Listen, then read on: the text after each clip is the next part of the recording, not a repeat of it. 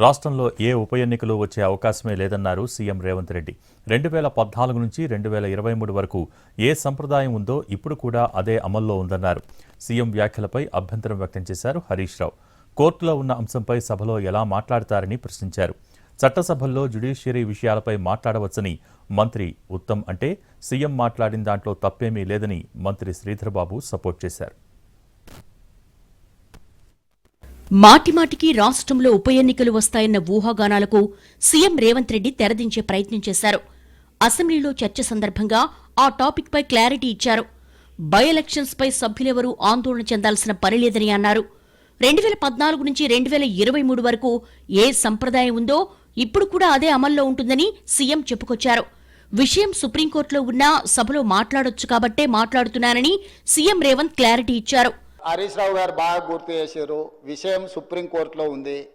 ఆ సుప్రీంకోర్టులో సబ్జుడిస్ అయిన విషయంలో లోపల నేను మాట్లాడితే కొంత ప్రొటెక్షన్ ఉంది, కానీ బయట మాట్లాడే వాళ్ళకి ఎవరు ప్రొటెక్షన్ ఉండదు. Actual this house is immune for certain loss.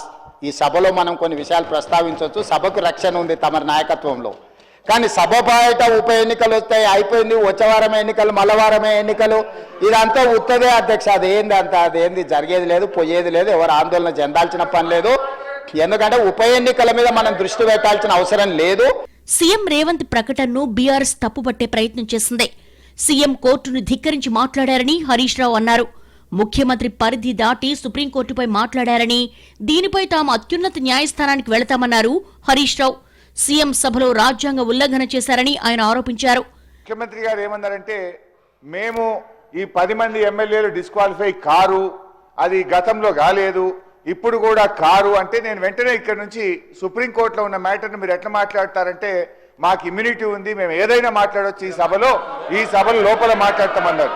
Judge గారి రిమూవల్ గురించి తప్ప సుప్రీంకోర్టులో కానీ హైకోర్టులో పెండింగ్ ఉన్నటువంటి విషయాన్ని సభలో మాట్లాడకూడదు అని కౌలన్ షెక్దర్లో చాలా స్పష్టంగా చెప్పడం జరిగింది. సభ బయట బీఆర్ఎస్ సభ్యులు మాట్లాడిన తీరు సరికాదని సీఎం అన్నట్టుగా మంత్రి శ్రీధర్బాబు స్పష్టం చేశారు. అంతేగాని కోర్టు అనే పదాన్ని వాడలేదన్నారు. బీఆర్ఎస్ సభ్యులు సభను తప్పుదోవ పట్టించే ప్రయత్నం చేస్తున్నారని విమర్శించారు. ముఖ్యమంత్రి గారు ఏమన్నారు అధ్యక్ష? బయట వారు మాట్లాడారు అధ్యక్ష. బయట వారు టీఆర్ఎస్ సంబంధించిన వారు మాట్లాడి బెదిరిస్తా ఉన్నారు, శాసనసభ్యులను బెదిరిస్తా ఉన్నారని మాట్లాడింది తప్ప తీర్పుకు సంబంధించి కానీ న్యాయస్థానంలో ఉన్న అంశం గురించి మాట్లాడలేదు అధ్యక్ష. న్యాయస్థానం పేరే తీయలేదు అధ్యక్ష.